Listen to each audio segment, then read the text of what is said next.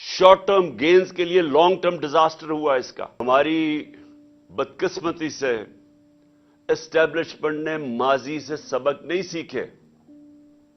मुझे अफसोस से कहना पड़ता है, आज हम पॉलिटिकल इंजीनियरिंग देख रहे होते हुए, एमक्यूएम को इकट्ठा करना, बैप को पीपल्स पार्टी में धकेलना बलूचिस्तान में, साउथ पंजाब के अंदर पीपल्स पार्टी को वो कॉल करके इनके आदमी कह रहे हैं कि जी पीपल्स पार्टी को मजबूत करें।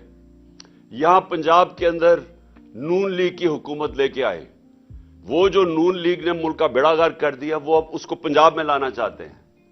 केपी के अंदर और गेम चल रही है कि कहीं ना कहीं तहरीक इंसाफ को किसी तरह कमजोर किया जाए, कोई पॉलिटिकल इंजीनियरिंग की जाए, जिसका मुझे अभी मकसद ही नहीं समझ आ रहा।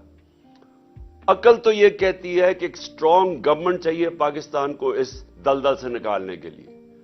अगर ये पॉलिटिकल इंजीनियरिंग करके कमजोर सा सेटअप लेके आना है तो वो तो वैसे ही मुल्क को संभाल नहीं सकता, क्योंकि जो बिजनेस कम्युनिटी है, जो सरमायाकार हैं, जो इन्वेस्टर्स हैं, जो पाकिस्तान के अंदर बैठे हैं, जो पाकिस्तान के बाहर हैं, जिन्होंने पाकिस्तान में जब तक वो इन्वेस्टमेंट नहीं करेंगे, जब तक बिजनेस कम्युनिटी का एतमाद नहीं बहाल होगा, तो पाकिस्तान तो क्या भीख मांग के तो नहीं निकल सकता ना इसमें से। और मैं फिर से कह दूं, जिनसे हम भीख मांग रहे हैं, उन्होंने एक बहुत भारी कीमत पाकिस्तान से मांगनी है बेल आउट करने के लिए। वो बड़ी कीमत वो पाकिस्तान की सलामती के ऊपर, उसके ऊपर हम कॉम्प्रोमाइज करके वो कीमत देंगे उनको। मुल्क का मुस्तकबिल खतरे में डाल के वो जो कीमत मांग रहे हैं वो देनी पड़ेगी। लिहाजा एक ही तरीका है, एक मजबूत और गवर्नमेंट आए जिसको लोगों को और बिजनेस कम्युनिटी को एतमाद हो कि 5 साल के लिए आई है। उसके बाद वो इनकलाबी स्टेप्स ले, वो स्ट्रक्चरिंग करे पाकिस्तान की, वो सर्जरी करे पाकिस्तान की, जो कोई कमजोर हुकूमत नहीं कर सकती। वो ये जो रेलू कटे आए हुए हैं पीडीएम के, ये नहीं कर सकते। इनको तो सारा वक्त डर है, इनका तो सबको पता चल गया ना कि मकसद क्या था, अपनी चोरी को छुपाना। पहले ये मुल्क की तबाही करते हैं पाकिस्तान से पैसा चोरी करके, फिर उसकी तबाही करते हैं वो मुल्क से बाहर मनी लॉन्ड्रिंग करके, बड़े बड़े महल्लात और बिजनेसेस और घर लेके, और फिर तबाही करते हैं उस चोरी को एनआरओ दिलवाने के लिए, मुल्क को बचाने के लिए। जो इन्होंने अभी नैब अमेंडमेंट्स किए हैं, इन्होंने दरवाजे खोल दिए व्हाइट कॉलर क्राइम के। अपनी चोरी बचाने के लिए इन्होंने करप्शन को लाइसेंस दे दिया है, छोटी चोरी को नहीं। वो जो पटवारी लेवल की चोरी या थानेदार लेवल की चोरी, वो नहीं, वो तो लोगों को तंग करती है, लेकिन वो मुल्क को तबाह नहीं करती। मुल्क को तबाह करती है व्हाइट कॉलर क्राइम। जब प्राइम मिनिस्टर मुल्क से पैसा चोरी करता है, जब उसके वजीर चोरी करते हैं, जिसको कहते हैं क्रोनी कैपिटलिज्म, कि वो वजीर और प्राइम मिनिस्टर बड़े बड़े सरमायाकारों या बिजनेसमैन से मिलकर जब चोरी करते हैं और वो मुल्क से फिर चोरी करके पैसा बाहर भिजवाते हैं, ऐसे मुल्क तबाह होते हैं।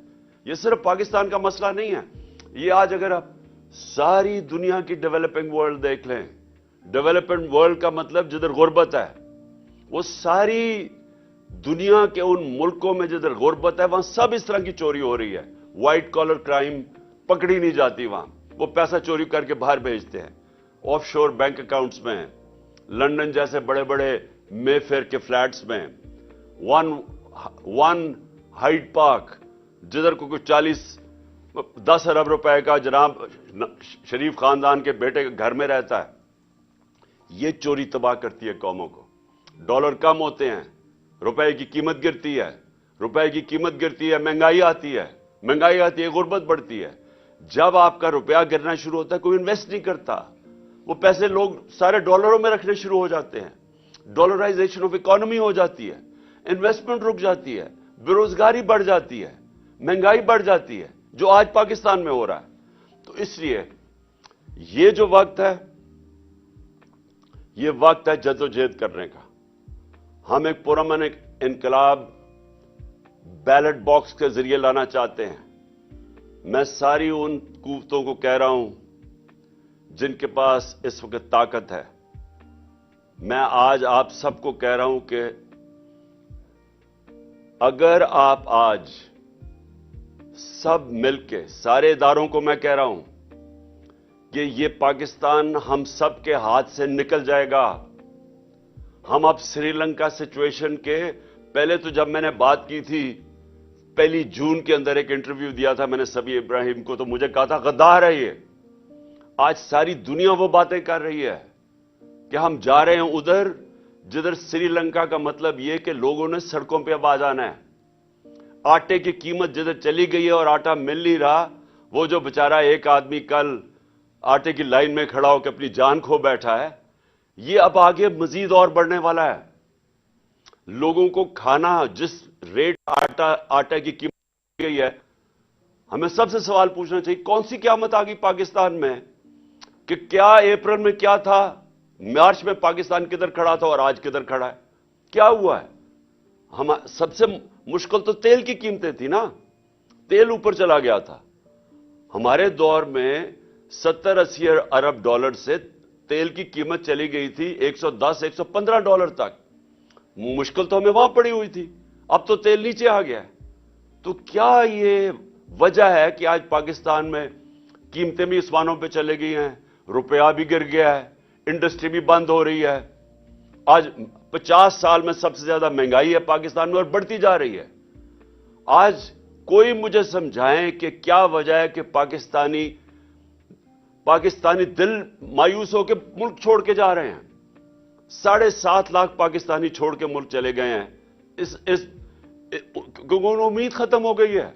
वो जब इन लोगों की शक्लें देखते हैं और देखते हैं कि बदकिस्मती से हमारे ताकतवर हल्के भी इनके साथ खड़े हैं, लोग तो मायूस हो गए हैं पाकिस्तान से।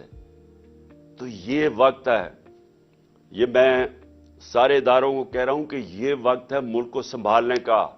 ये सबके हाथ से निकलने वाला है और ये संभालेगी एक पॉलिटिकल पार्टी जिसकी जड़ें हैं सारे पाकिस्तान में, जो कि फेडरल लेवल के ऊपर वाहिद एक पॉलिटिकल पार्टी है जो मुल्क को इकट्ठा रख सकती है।